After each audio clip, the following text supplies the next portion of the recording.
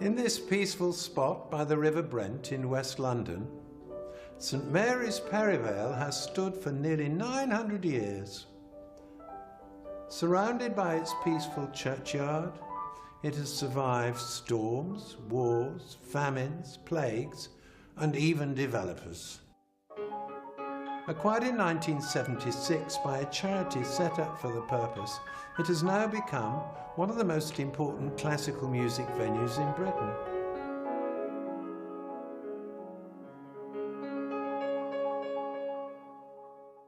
We're too small for orchestras, but our size and acoustics give us a perfect venue for chamber music and instrumental recitals.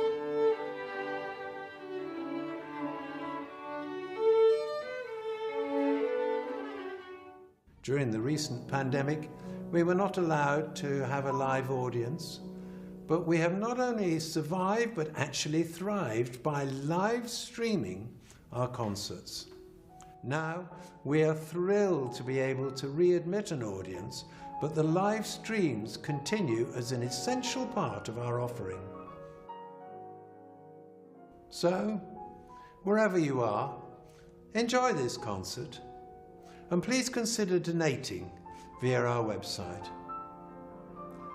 Thank you very much indeed.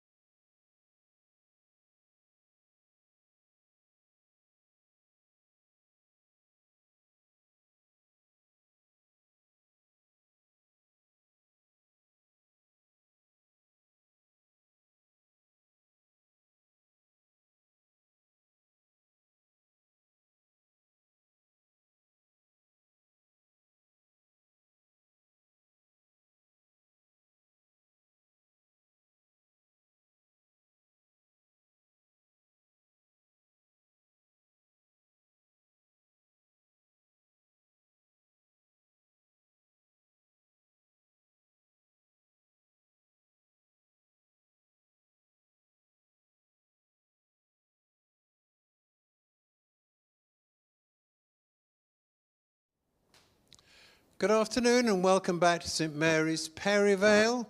Slightly depressing weather at the moment, and so a slightly sparse audience, but we're in for a treat this afternoon. We have a lecture by the distinguished cellist and conductor Richard Markson, who happens to be a close personal friend and has been a terrific supporter of music in Ealing for the last 2 decades, because he lives locally and has been a terrific supporter, he and his amazing family, who are all wonderful musicians that you will hear about.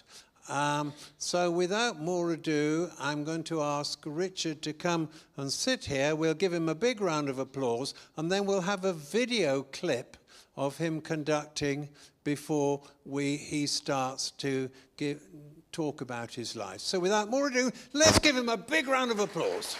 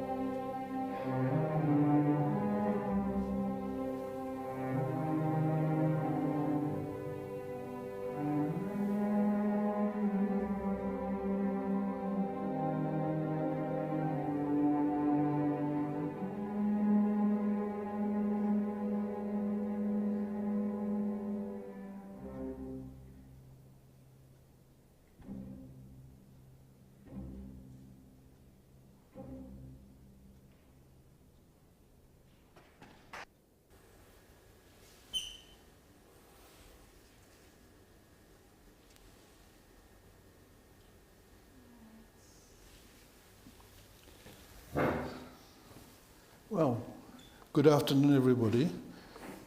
Also, good morning to those people from other parts of the world. Good morning, good afternoon, good evening, good night. I'm not quite sure. I came across this phrase of Oscar Wilde, which made me a little bit worried. He talked about himself modestly and constantly. And I add that to the suggestion of somebody who claims to know me quite well, that I shouldn't speak for more than 5 minutes. Well, I'll try to adhere to the first part, but possibly not the second. It's also why I'm going to leave out an awful lot of associations, a lot of people with whom I had a very important relationship. There's simply, I can't talk about everything and everybody. Yeah, I think you'll be grateful for that.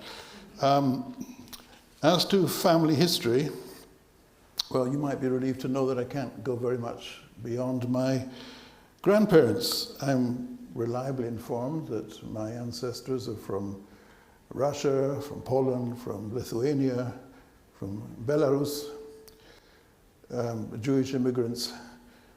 The Marksons apparently were not the victims of Russian pogroms, but wealthy landowners, who loved to gamble at cards, and they lost all their money. Apparently, that's why they ended up in the UK. We haven't had any card players in the family since. Whether there's any relation, I don't know. So I grew up knowing my grandparents. My paternal granddad taught me how to play chess, and that was a sort of Saturday afternoon feature. On Saturday mornings, I was required to go to the synagogue, which, according to my grandmother's irrefutable logic, would do me no harm. And then there was an enormous lunch, and followed by sitting in front of the fire and playing chess with my grandfather.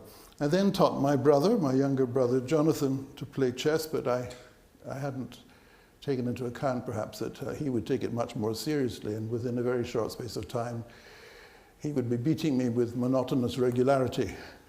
I then tried the same thing with our son Oliver, and he too started beating me with monotonous regularity. So my father, somebody who loved music tremendously, he actually contemplated a career as a violinist, but I think for the benefit of the violin and for medicine, he chose medicine. He saw active service in the Second World War.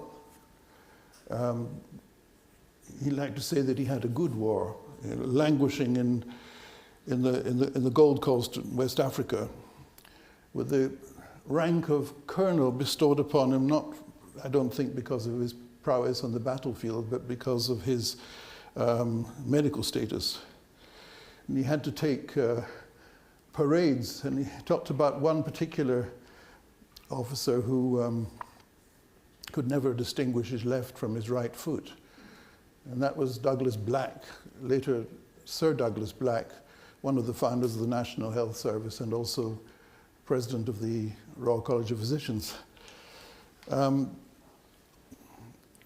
particular anecdote about his time in South Africa, in West Africa, which he enjoyed telling, was a party organized with his fellow officers, and they'd taken along some recordings of Jascha Heifetz.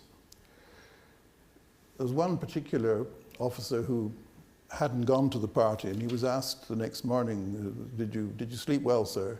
He said, of course not.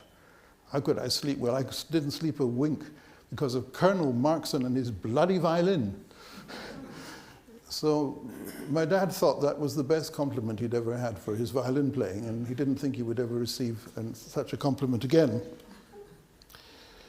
My mother was a pianist. She was a concert pianist, and she studied, she used to play quite a lot with what was then called the Scottish Orchestra. I think it's now called the Royal Scottish something. I can't remember even what it's called now. The conductor at the time was Walter Susskind, who was also a very fine pianist, and her piano teacher. Still, I mean, after that, she also had lessons from others. She studied with Claudio Arrau. And later still, Claudio Arrau became somebody very important to me. Well, the Suskins were family friends. Walter told the story about a 5-year-old me forcing him into the garage to stand on an orange box and pretend to conduct an orchestra. But his first wife, Eleanor Warren, actually that was the first of the 7 women that he actually took the trouble to marry, was a cellist, and it was she who introduced me to the cello, and very soon I was having lessons with a very much loved Scottish cellist, Joan Dixon. Joan was, I think, looking back, I think must have been very tolerant of me, because I talked all the time. Seems that I talked from the beginning of the lesson to the end of the lesson. But I must have given her some respite, because she also did manage to teach me, as far as I know. And so my ambition to become a train driver or a lift operator was upstaged by a desire to become a cellist. Well, my parents weren't in favor of this at all. My mum felt that the only good thing about the music profession was music. To be a cellist was difficult. To be a solo cellist, extremely difficult. In these days, there were, if you looked at the orchestral schedule of any major orchestra, you'd be lucky to find one cello soloist in a year. So it really was something that they were not, a career they weren't particularly happy for me to pursue. However, my teacher, Joan Dixon, was very determined that I should be allowed to do this if this is what I wanted to do. So when Paul Tortelier came to Glasgow, she arranged for me to play to him. Now, Paul Tortelier, then as now, was of course known as one of the really great cellists of his time. And I remember going to the studio of the BBC studio in Glasgow, and we had to sit through the mesmerizing performances of the Dvorak concerto and the Hindemith concerto, and his whole personality, which was quite sort of electrifying. But by the time the conductor, Norman Delmar, introduced me to Tortelier, I was just so nervous, and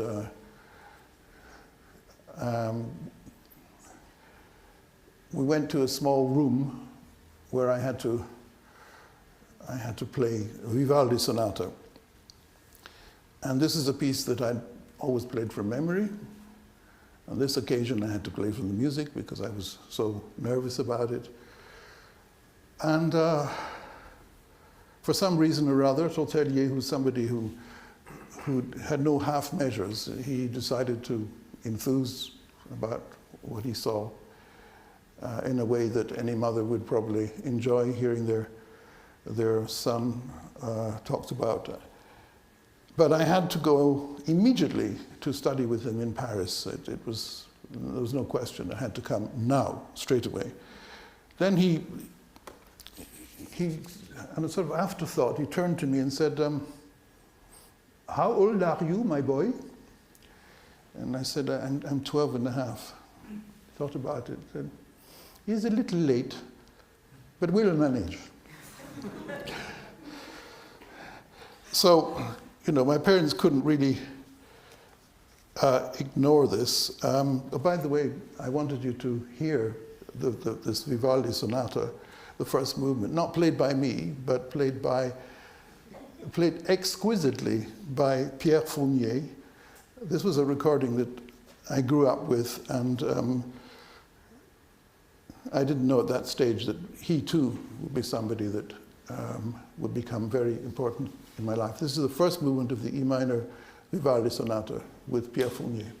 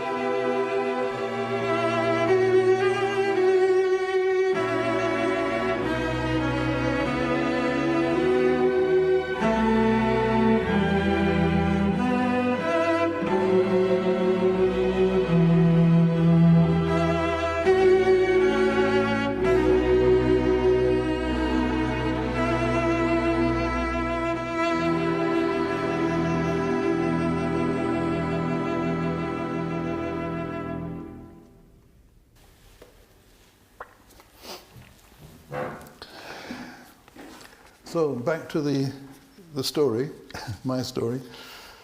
My parents couldn't ignore what Tortelli was advocating.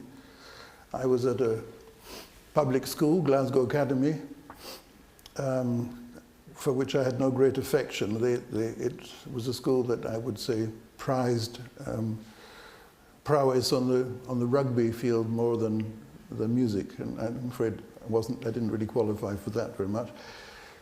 I had a very stuffy music teacher who used to pound the piano with great indelicacy. Reminds me of the description of a pianist who had 10 thumbs, but never mind. Joan Dixon had asked if I could join the school orchestra and got a very pompous reply. Richard will join the orchestra at my invitation only, signed blah, blah, blah, blah, LREM, etc., etc. So I guess that's where any aspirations to become an orchestral player might have been nipped in the bud.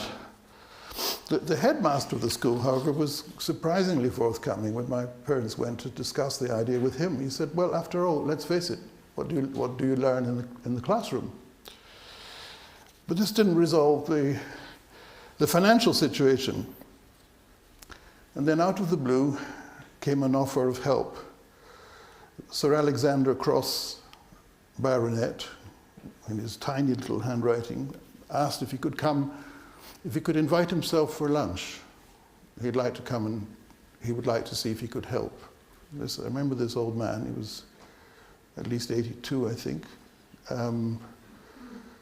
Bashed out forehead from some accident that he never had it repaired or something. And he was wonderful. He had only two conditions. One, it was a private arrangement, and the other was that I should write to him once a term. So that's what happened. He also, I remember my mother having to dissuade him from doing the washing up after the lunch. He was quite hard of hearing, very hard of hearing actually, despite his hearing aids, but he put them to various different uses. Once he came to hear me play, I think it was my debut with orchestra, and there was a modern piece. He didn't like modern music. He said, that was no problem, I just switched off. So everything was therefore possible. I went to Paris, except that I had enormous problems with accommodation. I changed accommodation about 9 times. To paraphrase Sir Thomas Beecham, the French loved music. They just didn't like the sound it made. I remember many times somebody pounding on the floor or on the ceiling or whatever. There was one particular gentleman I remember, because I went to try and I don't know exactly appease him, but charm him or something. And he said, well, it would have been all right if you were Yehudi Menuhin. So that didn't really help me very much. So Paris was quite lonely, daunting. We had classes with Tortelli every 5 days. We had classes with his wife, who was a wonderful cellist also, as you will hear later, every week. I must have been about the youngest pupil there, but later I got to know an English pianist, Imogen Cooper, who had a very similar adolescent experience to mine. One difference though, when she didn't have to move house 9 times, she stayed in a Catholic convent throughout with a Mother Superior, reputedly with a moustache. I coincided for the first 6 months or so with Jacqueline Dupre, and she treated me like a kid brother. We used to meet regularly, we played duos together, went to concerts together. I remember one in particular, for reasons you will discover. We went to hear the Amadeus Quartet play in the Salle Gaveau. And after the concert, we were invited to join them for dinner, which was lovely. Had a very nice dinner. I really enjoyed the conversation, particularly from the second fiddle, Siggy Nissel, who was it wasn't about music, it was about everything but music, actually. We emerged from this restaurant about 2 o'clock in the morning, and as we were saying goodbye, Jackie said, hang on a minute, you're living in the suburbs, how are you going to get there? I said, oh, it's no problem. And no, she said, the train station, there may not be any trains. Let's take a taxi together, and let's make sure that the Gare du Lion is open. We got to the Gare du Lion, and I still remember these big chains over the iron gates of the Gare du Nord, Gare du Lion. So we got back into the taxi and we raced across Paris to her very posh digs.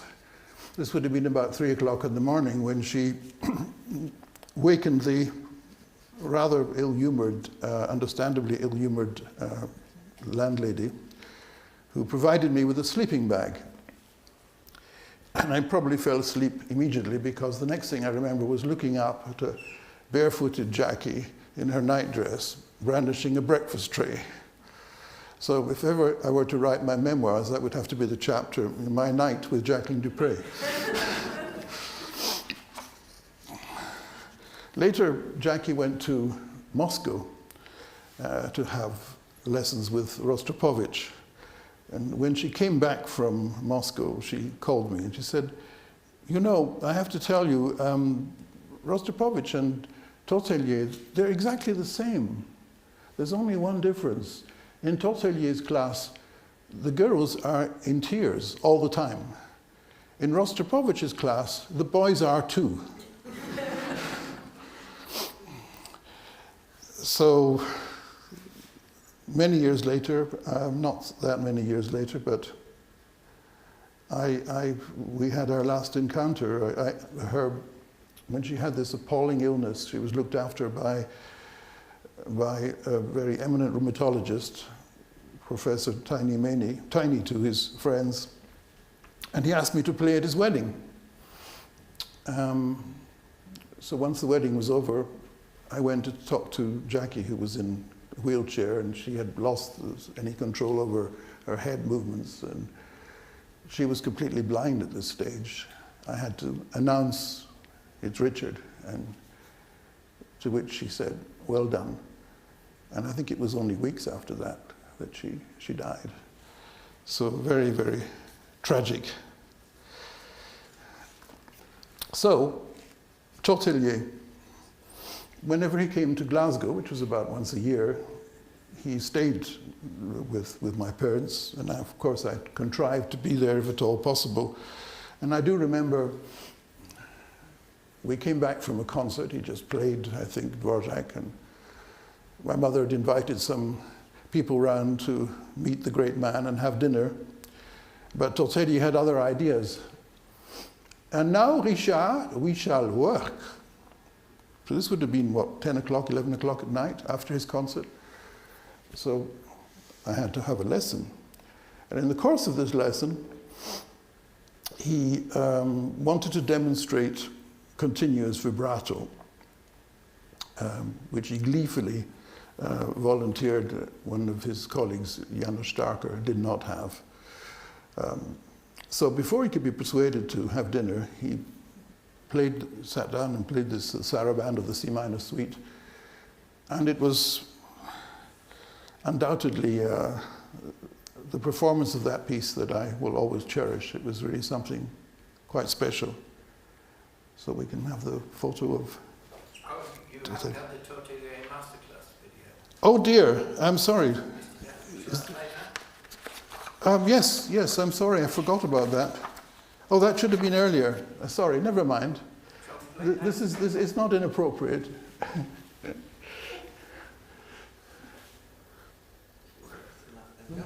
For Richard,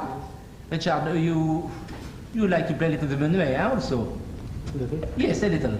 We won't play the repeat in the trio. We'll see.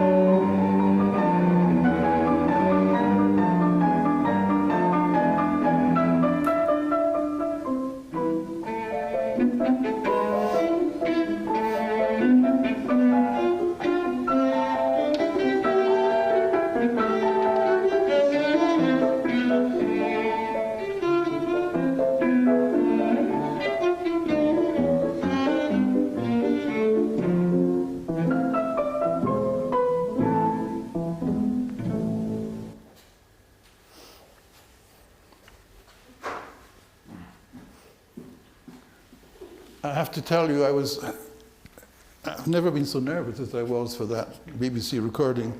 I had asked Tortelier to, if he would listen to the Brahms at least once. He said, no, I have to have something to say.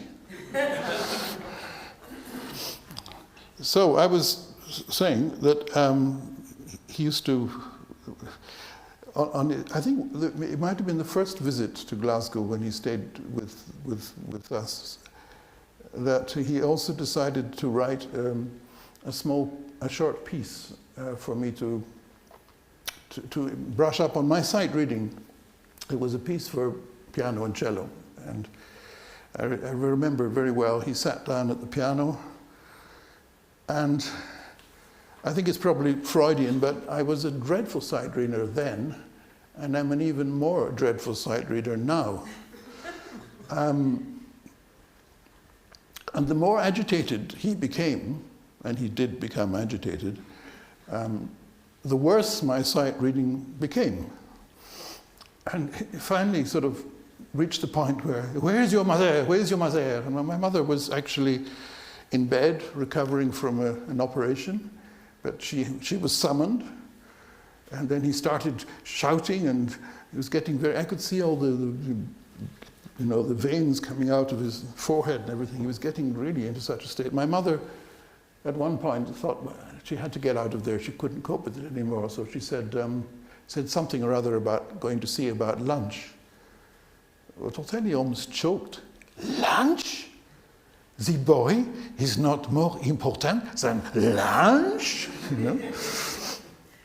So she persuaded my father, who worked in a hospital completely on the other side of town, that he had to come home and talk to him.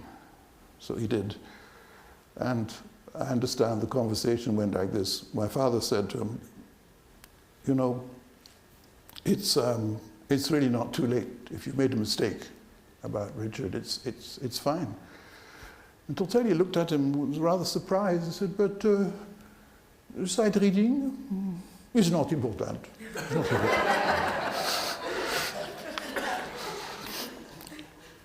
So this is the man I was dealing with for 6 years in Paris. One thing I can tell you is he was never boring. But my parents continued to worry, were they doing the right thing? Because in the conservatoire there was no general education, it was just music. And even that was restricted to the cello and solfège and things like that. So I was made to play to various people.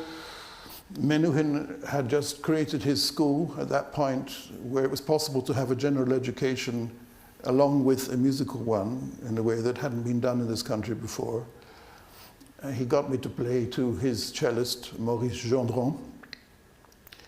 But my mother noticed a glint in his eye when he was listening to me and decided that this was definitely out. I then played to the American cellist, Leonard Rose, who was visiting the Edinburgh Festival with his trio partners, Eugene Istomin and Isaac Stern. I remember we bumped into Istomin in the lobby of the hotel, and when he discovered I was studying with Tortelier, he said, "Tortelier? Well, he ain't no slouch." Well, Leonard Rose was very kind, very complimentary. The only thing was, he said, I've got sons your age, and I'd be very worried about, your lack of general education. As to Tortelier, he said, well, I think, I don't like everything Paul does, but I don't think he will like everything I do, but he's a great cellist. But he's much too volatile, and I think it would be much better for you to come to Curtis or Juilliard and study with me. He said, Tortelier, he's a bit mad, a bit crazy. He used a Yiddish word, meshugi, which means man. He said, Tortelier is a bit meshugi. Some years later, I remember repeating this conversation to Isaac Stern, and he just laughed. He said, yes, I can so easily imagine Lenny saying that, but I don't think Paul was meshugi. let's just say he was slightly different. Actually, he wasn't the only one to express himself in this way. A couple of years earlier, I played to Rostropovich. And he didn't speak any English at all in these days. Didn't speak very much later either, but anyway. I spoke hardly any German, but I remember him saying to me that his friend Paul was a great artist, but he's too crazy, too much hair. He said you need to study with somebody who's down to earth, and he pointed to his own bald head, said, Onahara, without hair. So I had a great time going to Israel for the master classes of Stern, Rosa, and Istomin. This was in June 1967, after the Six-Day War. There was a palpable sense of euphoria in Israel as it adjusted to its new acquisition of territories from which Jews had been barred for thousands of years. It was easy to be swept up in the country's euphoria and its successful quest for self-determination. But more than half a century later, the peace with the Palestinians seems to be more elusive than ever. As to the classes, I particularly enjoyed Isaac Stern. He was a chain smoker. He lit every cigarette with the one before. I could see the cigarette from between in his bow arm like this. At one point, he stopped this piano trio playing Brahms, and he said, "You got a gorgeous tune. Enjoy it." And that was such a wonderful piece of advice to enjoy what you're doing. And it was certainly more constructive than his pianist, Eugene Istomin, also a very distinguished musician. But from the back of the hall, he said, "What you do is very vulgar, but you have to play the way you are." So by the time I was 18, I'd pretty well finished in Paris, and I needed some more advice what to do. And I played to Pierre Fournier. That led to me going to his classes in Geneva and meeting his very colorful wife. His wife was a Lida. She was Russian. She always had to say she was a white Russian. I remember particularly the way the meeting, because it was in a fairly large concert hall, and I just finished playing, I think, first movement of Dvorak, and there was an interval. And this woman came up, pointing at me and addressing Fournier, and said, "I love him." And Fournier said, "I do too." He looked rather embarrassed, actually, but he introduced her to me. And she then turned round to the public and she said, "Because I know about cellists. Before I was Madame Fournier, I was Madame Piatigorsky. So I really know what I'm talking about." Actually, there's a film that came out not so long ago, a very beautiful film called Cellist, which is about Piatigorsky. Was directed by a friend of mine, Murray Grigger. And he talks a bit about Fournier's wife. And it seems that she actually went to America with an engagement ring to marry Jascha Heifetz. And she ended up marrying Fournier, marrying Piatigorsky. And after 9 years, she then divorced Piatigorsky and married Fournier. So I suppose she did know something about cellists, and maybe about string players as well. Talking a little bit about the contrast between Fournier and Tortelier, they were very, very different people. Tortelier came from a working class background. My mother worked in the market at 5 o'clock in the morning in Les Halles so that her son could be a cellist. And I had to play in bad quartets and bad orchestra, and I had to play for Low Vichy. This was these spas where you had people with arthritis, and you played the Swan, and for these people. Whether it helped their arthritis is, I think, a moot point.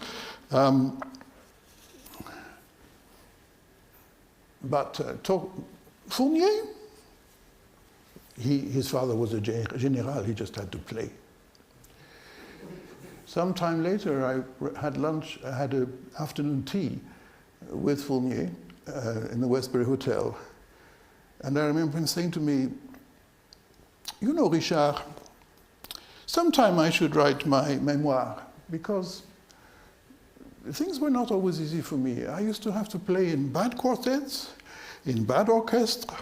I had to play, you know, about the Lovici, and, you know, my father, he was just a poor general. They were both wonderful cellists. Actually, Fournier had probably the most beautiful bow arm of any string player. But he greatly admired Tortellier's left hand, and once he said to him, he said, I wish I had your left hand. And Tortellier replied, and I wish I had your bow arm. So as I mentioned earlier, one of the most important influences for me was the pianist Claudio Arrau. I mean, I knew him through my mother studying with him. He had this astonishing repertoire, which he played so magnificently. But I particularly loved the way he played Brahms. And when I had an opportunity to play to him, I chose to play Brahms. And then at some point after that, I played the sonatas for a concert here in London, and a very well-known music critic in the Times, I won't mention the name, criticized me, said that it was emotionally, what did she say, overblown, exaggerated emotion, or I don't know what words, but anyway, I was very upset about it, and I went to Arrau some time later, and I told him about this, and he said, pay no attention. He said, you know, Brahms, you have to expand and expand and expand. And actually, Brahms is your composer. You play Brahms, it suits you very well. Play Brahms everywhere, pay no attention. He said, actually, I have to say sometimes the English are a little embarrassed by emotion. So this helped to restore my confidence. And now we have the video of the maestro.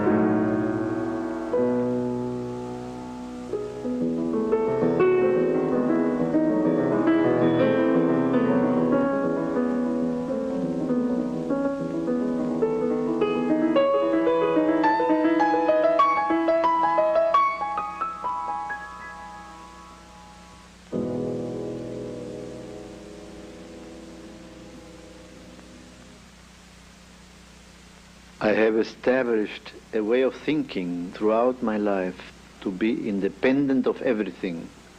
The instrument itself, the acoustics of the hall, applause or no applause, to be influenced by one thing alone, music.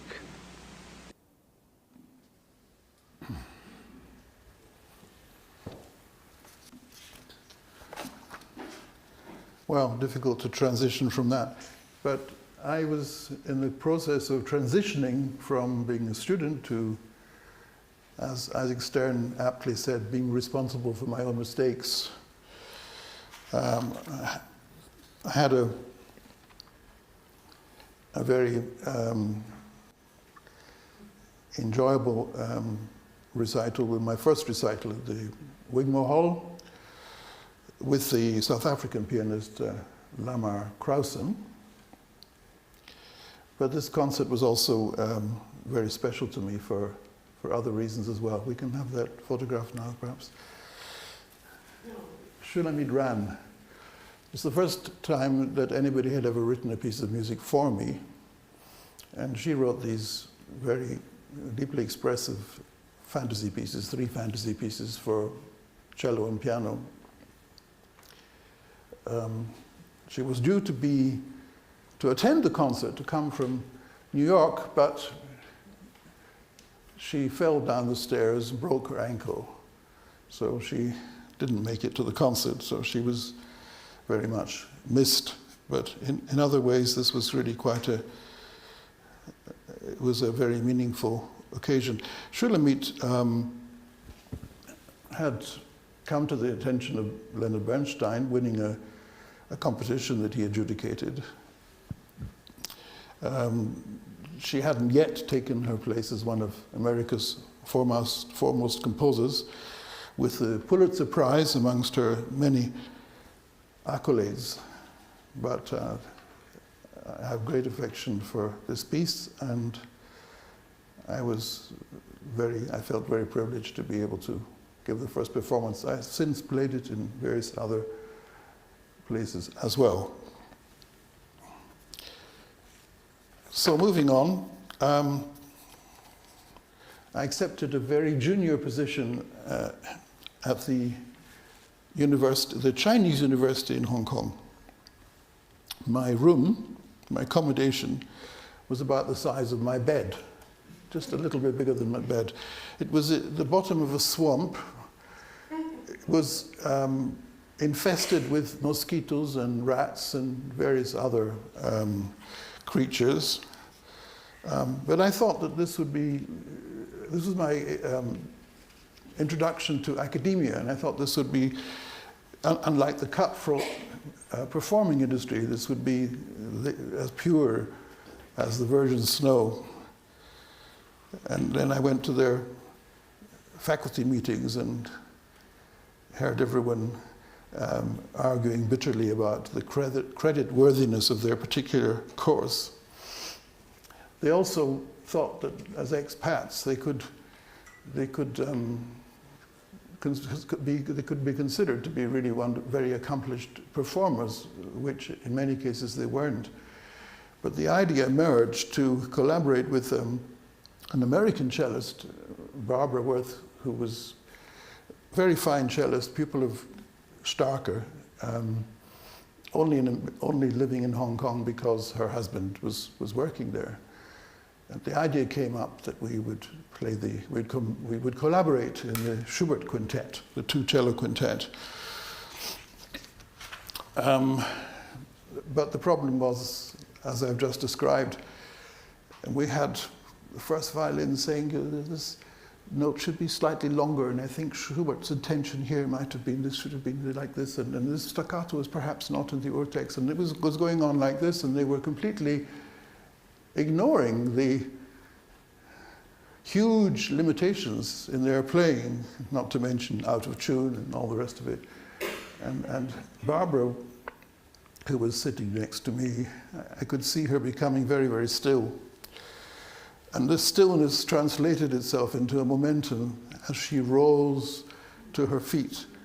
I still remember the cello was tucked tightly under her, the scroll of the cello was under her chin. And through gritted teeth, she said, "You're all full of shit."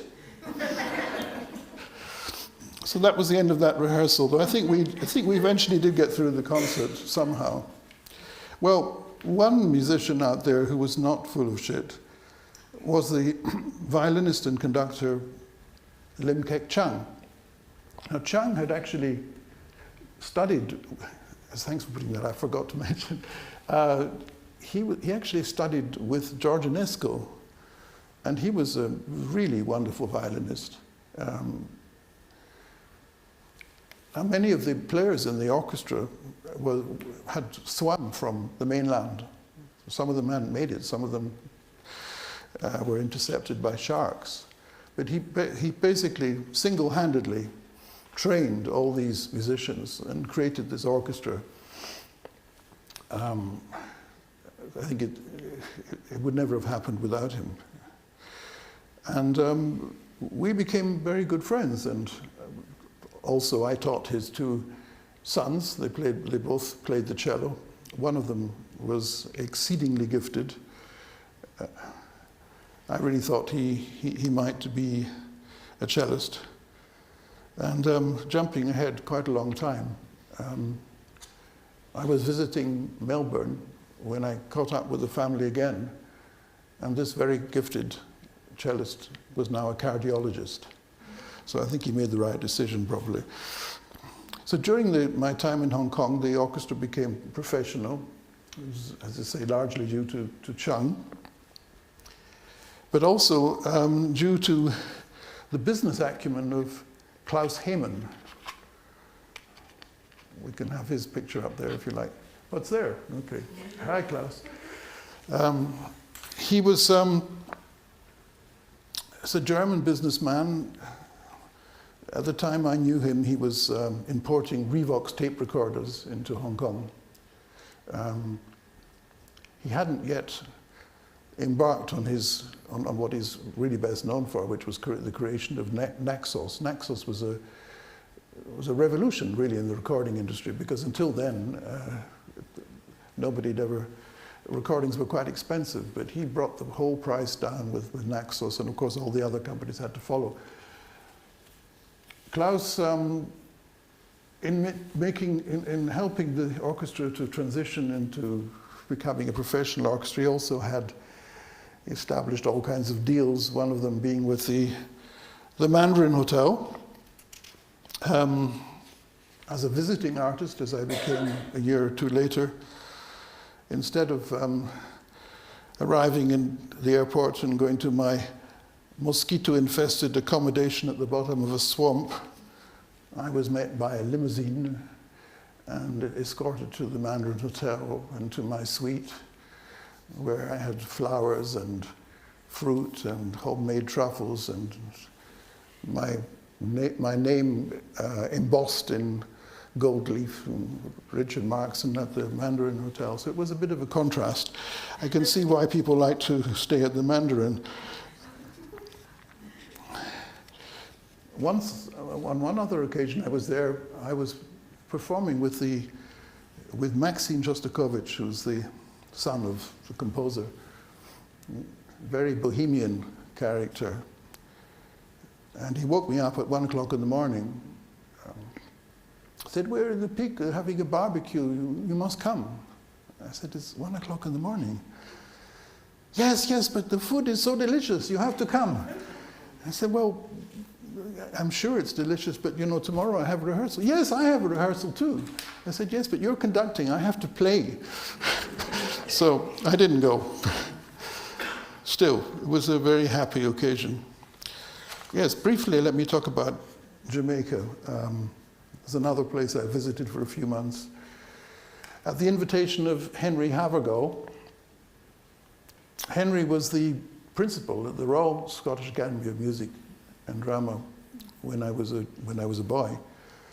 And he had this retirement job as the director of music in Jamaica, in the Jamaica School of Music. So he thought it'd be nice for Jamaica to have an exposure in cello, as he put it. So what was interesting about it was a friend of mine, David Johns, a pianist, was living in Jamaica at the time, and together with a drummer and with what felt like a pre-war Land Rover, we bounced up and down the countryside, stopping in tiny little rural villages with small schools to play very serious music to a bunch of kids who were 6, 7 years old. And it really taught me so much. It taught me that you can never play down to kids. Kids are absolutely able to understand everything, at least as well as adults. So it was a really interesting experience, wonderful experience. Back in London, I had a flatmate, the pianist Michael Rowe. Michael at the time had a partnership, a chamber music partnership with Mayumi Fujikawa, and I was freelancing with the London Mozart players and Harry Blech, and so I became Mayumi's personal driver, taking her everywhere. Everybody was quite captivated with her playing. I have to admit that I was also captivated by her. So around this time, I was also going to Eastern Europe quite a bit. I would say I cut my teeth in Eastern Europe in terms of experience of playing with orchestra. I was able to play pretty well my whole concerto repertoire there.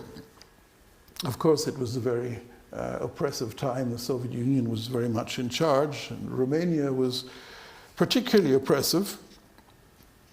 But one experience stands out. It was in a small town called Timișoara, playing with the conductor Andrzej Szwajinski. I'm sure that's not the right way to pronounce his name, but never mind. And it led to me. He subsequently invited me back to Poland and to a festival he was running in Kobjek, and had a wonderful time getting to know him and his family. Wholly natural and unpretentious people. So Mayumi, and not surprisingly, Mayumi and I formed a piano trio with Michael. And we used to argue. We argued a great deal. But whenever Mayumi was challenged about anything, it was, if you don't like the way I play, you find other violinists. But I was so perplexed about all this that I asked Fournier about his trio, because Fournier had a very famous trio with Arthur Schnabel and Joseph Szigeti. And I said, did you argue? He said, oh yes. But in the end, we always agreed with Mr. Szigeti. So we can have a photo of Michael, if you like. So our trio, oh my goodness, we've changed. Our trio was actually very inundated with concerts. We had an awful lot of, we played all over the place.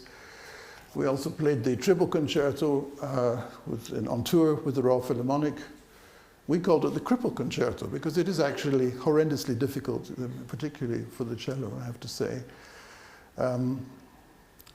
But many, many trio concerts. And on one occasion we were playing in the Wigmore Hall, and as we walked out onto the stage, Michael discovered, noticed sitting in the very front row was the Russian pianist Shura Tchaikovsky.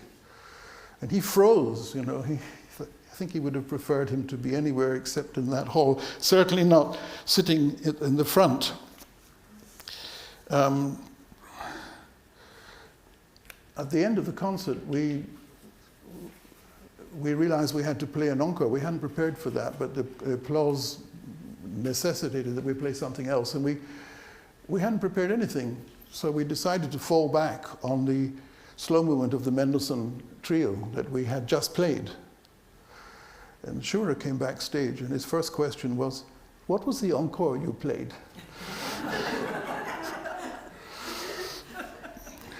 He was nonetheless a very great pianist. So one of the tours we had with the trio was the Far East. We were sponsored by Cathay Pacific. And it was such a delight to be sponsored by Cathay Pacific. It sounds as if I'm doing a plug for them, but actually I will, because it was the only time in my life that I didn't have to worry about what was going to happen to my cello on the plane. Normally I have to buy a seat for the cello if I don't want it to be in the hold, which obviously I don't. But Cathay Pacific accommodated my cello everywhere. And they also would upgrade us. They would put us up into first class whenever they could. And on one such occasion, I think it was towards the end of the tour, we were coming back from, Yumi and I were coming back from Japan, and somewhere over the South China Sea, sipping champagne, we decided to become engaged.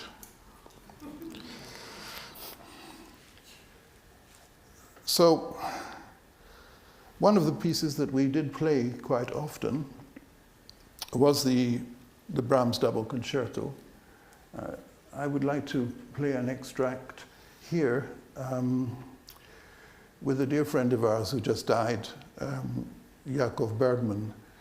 This was in Walla Walla in Washington State.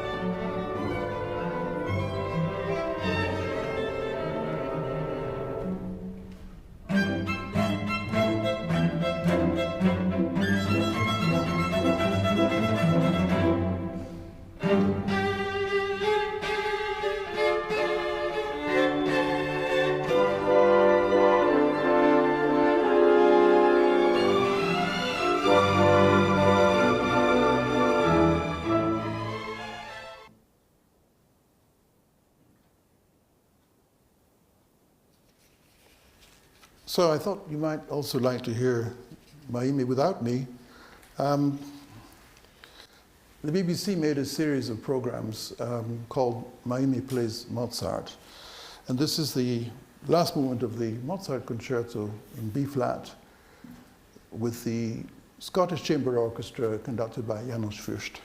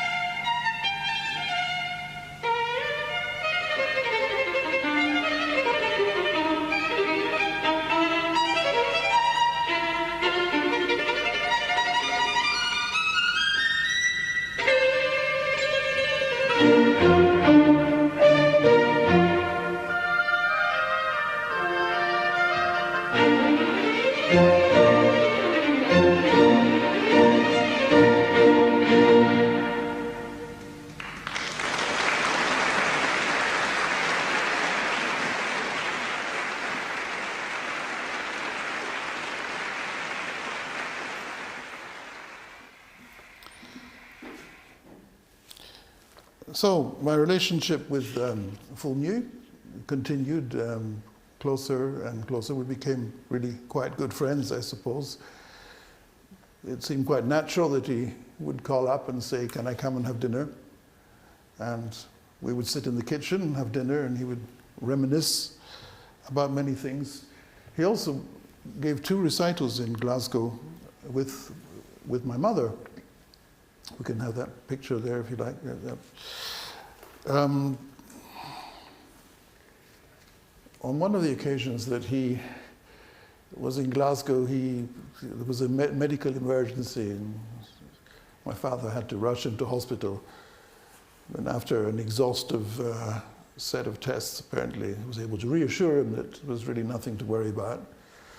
And from that day forward, there was never an occasion that I met Fournier when he didn't come back to this and tell me how much he appreciated my father's kindness to him. Actually, I think he understood my father very well. He thought he was very intelligent, but he said he understood a lot more than he said. And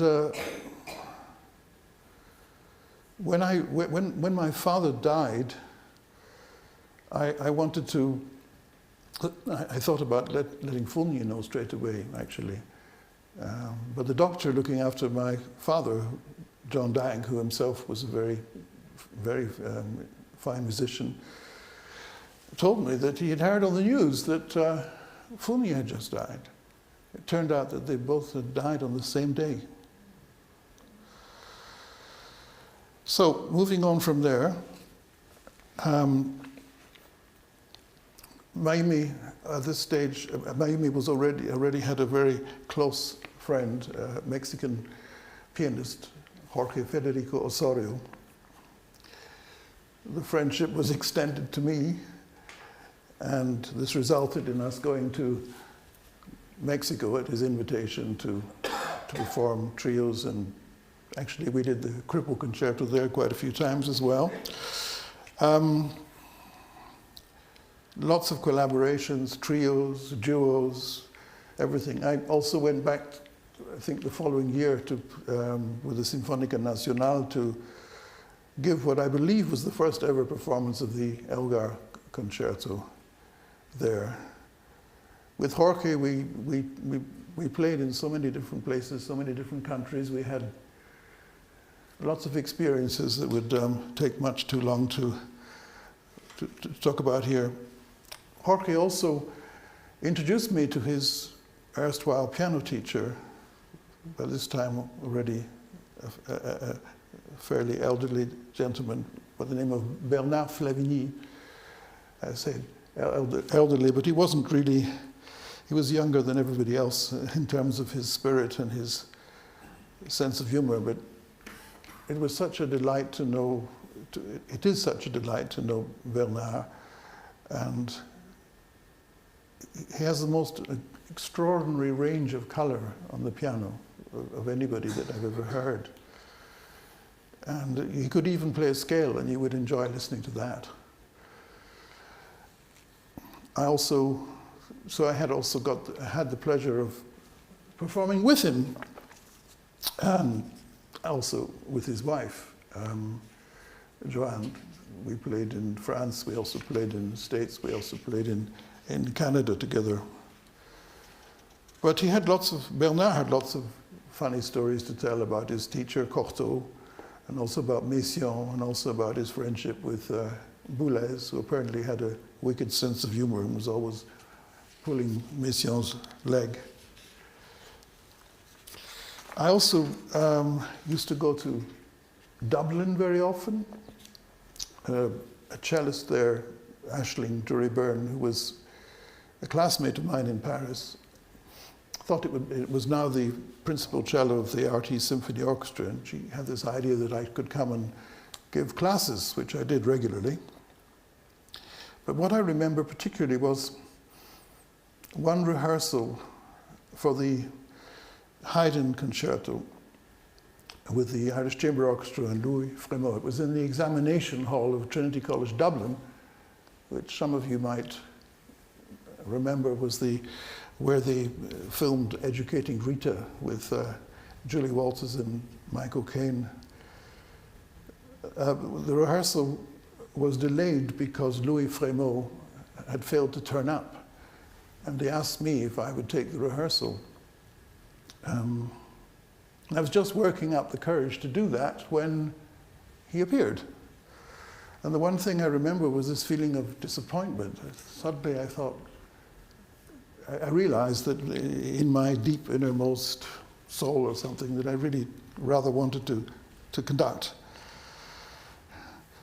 I'd always been interested in conducting, but, and Michael, in fact, had been having lessons with this pianist and conductor, Ezra Rachlin. We can maybe put his picture up there. Now, Ezra was, he was a phenomenal pianist before he became a conductor even. In fact, we can hear some of his piano playing, I think, now, if you like.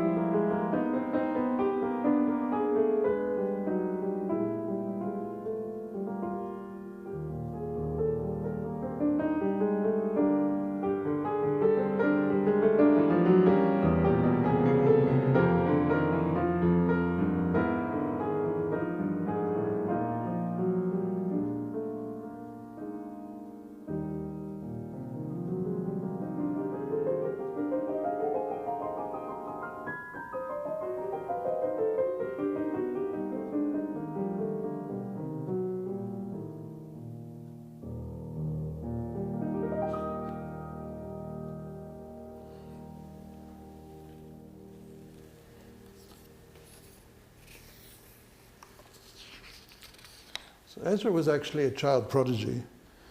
Gave his first full-length piano recital when he was 5 years old. By 12 years old, he was already playing all over the world. Entered the Curtis Institute when he was 13, I think his youngest pupil, to study with Hoffman. He also studied with Godowsky, with Joseph Levine, and he also studied with Rachmaninoff. In fact, Rachmaninoff gave him his own copy of the cello sonata with his autograph, which Ezra gave to me. When I met him, he said to me, well, I'm going to give you lots to do for the next couple of weeks, and then I will let you know whether there's any point in you continuing. Well, 2 weeks went by, as did months and years, and I never got to hear whether he thought it was worthwhile for us to continue. But the lessons were just wonderful, especially when he would sing all the parts of an opera for me, and I had to conduct him. You know, he would sing the part of Susanna with great wit, and I would have to follow. And following this, we would go down to the kitchen where he would make me a cup of instant coffee and tell me all kinds of stories about the people that he'd worked with, really quite colourful stories. He was very close to Stokowski, for example, and he had the keys to his apartment. And once in his apartment, he inadvertently pressed a particular switch, and suddenly the lights dimmed, the curtains closed, and a double bed appeared. He also visited the tenor Melchior, the Danish tenor, at his home, and was ushered into the garden by the housekeeper to discover Melchior and his wife stark naked. Seems that they were, you know, ardent naturalists. It was very interesting to work with him in so many ways. And I also, when I was playing a concerto somewhere, he would say, oh yes, when I played that with Piat, as he called Biatygorsky, or when I played that with Lenny, we did this, or in this passage here, we did such and such. And he would sometimes sit down at the piano and play with me. It was always inspiring. And I think I probably got to understand the cello repertoire also from a different perspective now that I was conducting. Actually, what my dear friend José Guadalupe Flores, when I told him that I was going to be a conductor, he said, well, you're always a pain in the neck, but now you're going to be a real pain in the ass. So I don't know what, I think the jury's still out on that one. But I love to conduct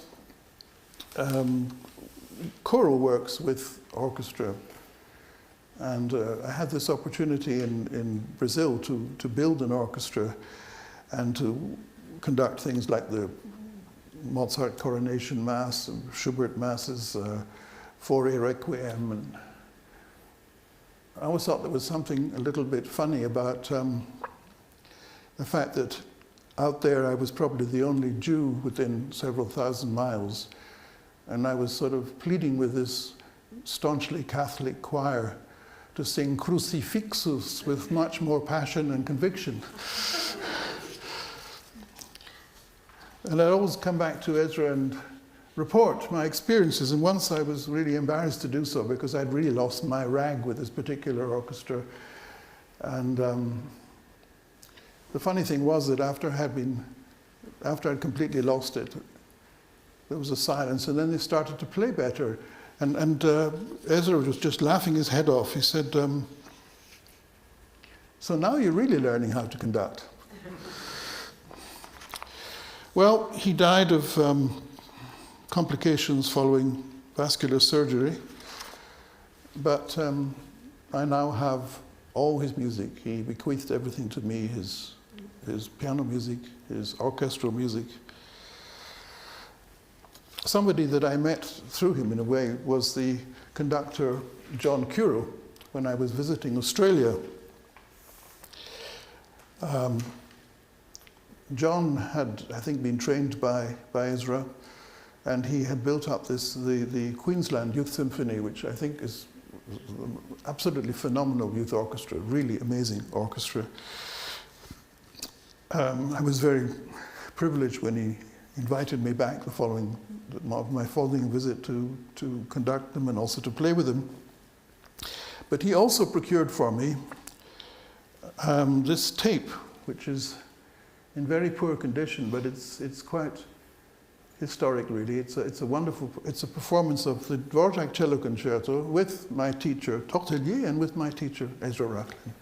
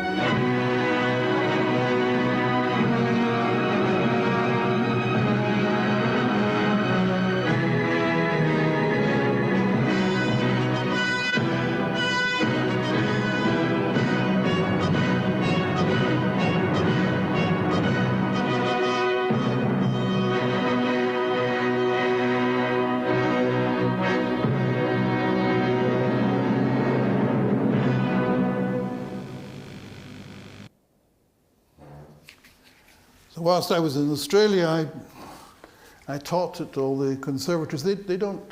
They have a way of avoiding the problem between the nomenclature. Here we talk about conservatoires for some reason, and over there they talked about conservatorium, I think, or conservatoria or something. They call them the cons.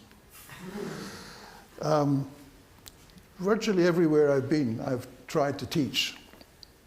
I've always been interested in this journey from student to performer to teacher to student. It seems to me it's like an ecosystem, with one nourishing the other. And I had such wonderful teachers, as you can see, that I felt it really incumbent upon me to try to carry forward at least some of what they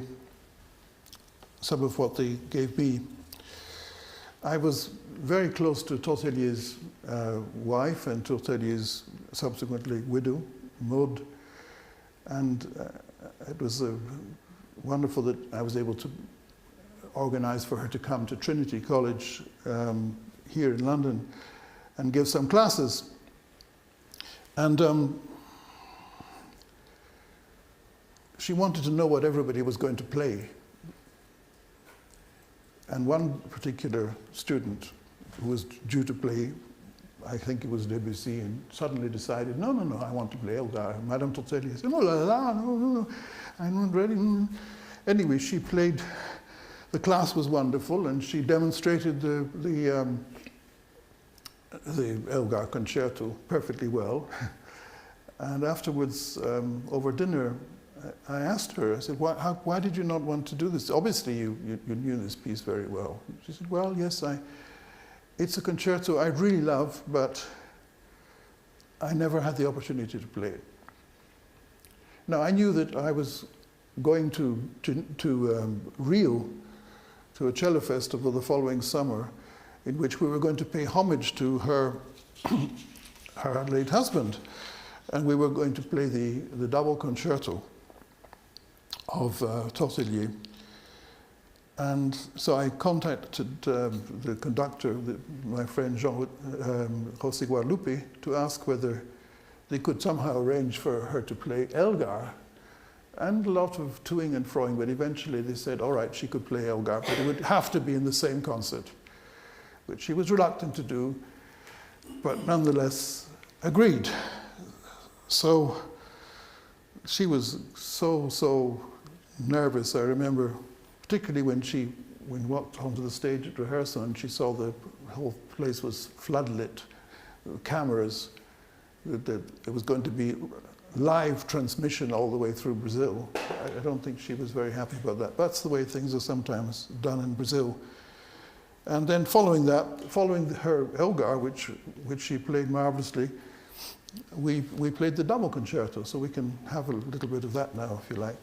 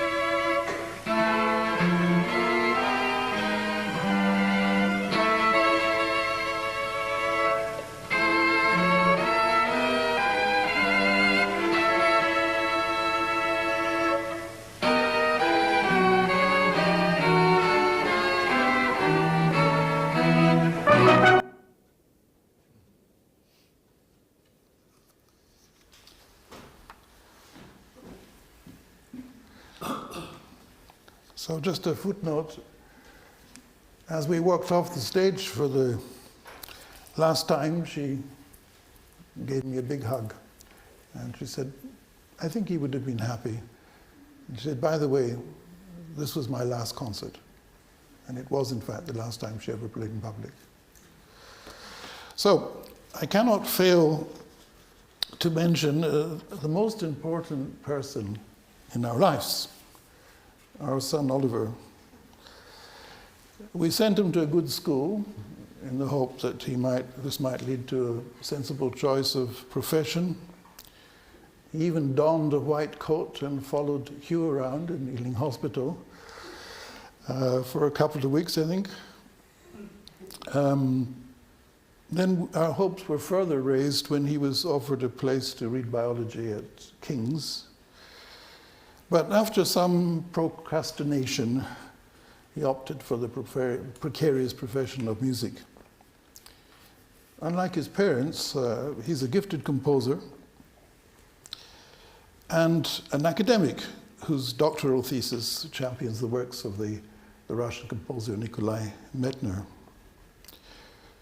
Working professionally with family members has its problems, shall we say.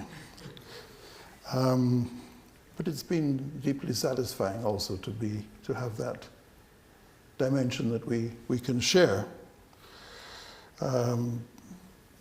We've played a lot of trios together, we've done duos together, but here is a little excerpt from, well, I think you'll all recognize it, it's the Tchaikovsky Piano Concerto.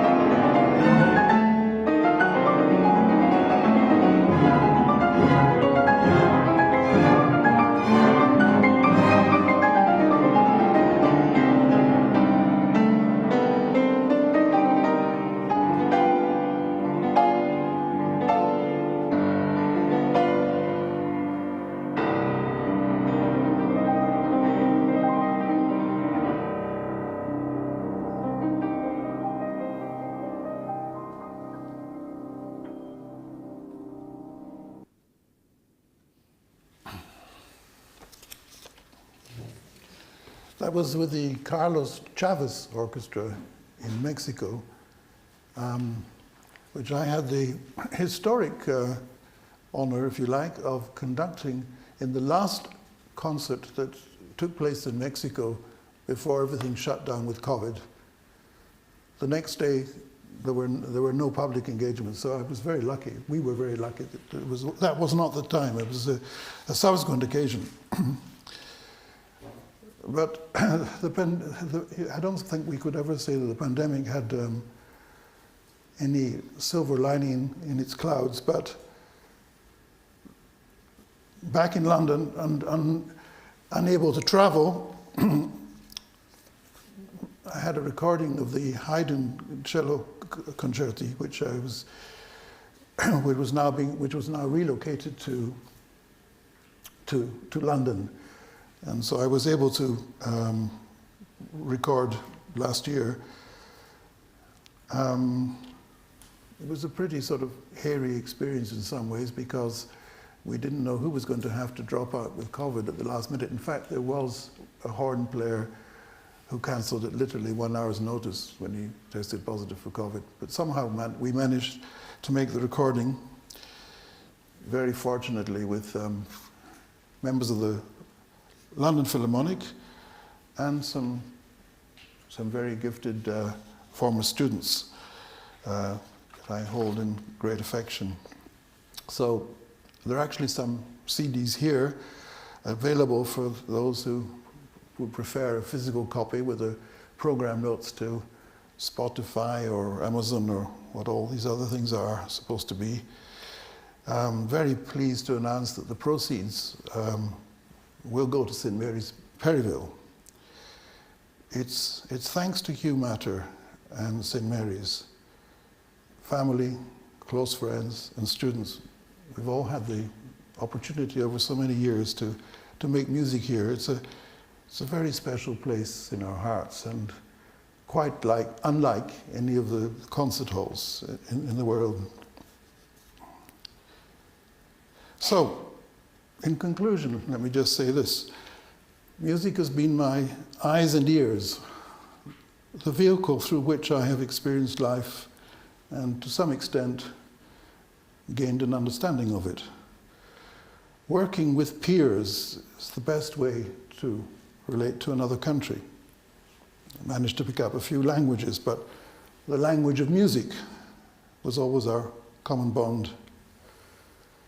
The University of Life offers compensation for what might otherwise have been missing. I do remember complaining to the composer, Howard Ferguson, that I didn't have much general education, and his reply was, well, you'll learn what you're too embarrassed not to know. So probably I wasn't easily enough embarrassed, but I'm grateful for what I was embarrassed not to know. But above all, for my life to date in music. Thank you very much.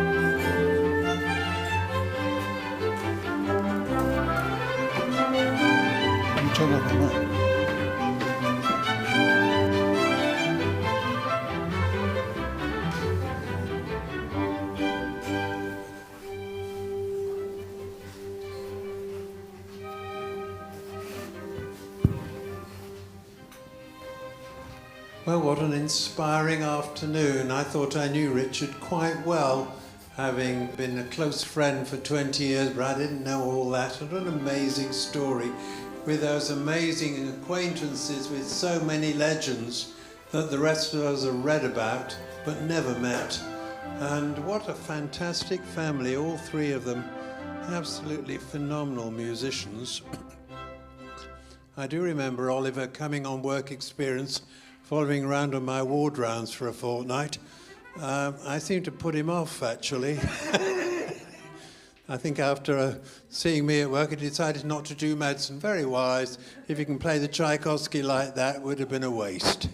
Anyway, thank you very much for being with us for this special afternoon to hear a wonderful musician talking about his life and what rich experiences it's brought and what he's given to all of us in his musical endeavors. Most inspiring man and the most inspiring family, and great enriched the musical life of Perivale and Ealing and the whole world. So thank you very much, Richard. And I'd like to give a big thanks to our technical team, because actually it's quite a feat broadcasting material as well as showing it to an audience here in the church. So we've got a big team here, led by George Auckland here, who's sorting out all the clips, Rob Jenkins at the back sorting out the sound, Truss Bose upstairs doing the broadcast, and I've been doing the lighting rather badly. I knew they'd find something for me to do that's not too taxing. And Sherry White at the back at box office. So it's been a great effort for our technical team, led by Simon Shute, who couldn't be here today, but it shows the versatility of this wonderful venue. And thank you, Richard, for your kind remarks about this lovely little place, which is now broadcasting around the world. Thank you, everyone, for tuning in. If you'd like to donate via PayPal, via our website, that would be much appreciated. We have 3 more concerts, actually 2 concerts and a carol concert before we pack up for Christmas. If you don't tune in again, have a wonderful festive season wherever you are. And next year we have 120 concerts already lined up for you, so lots to look forward to. And with that, I'd like from West London, I'd like to say a very good afternoon to you. Good afternoon.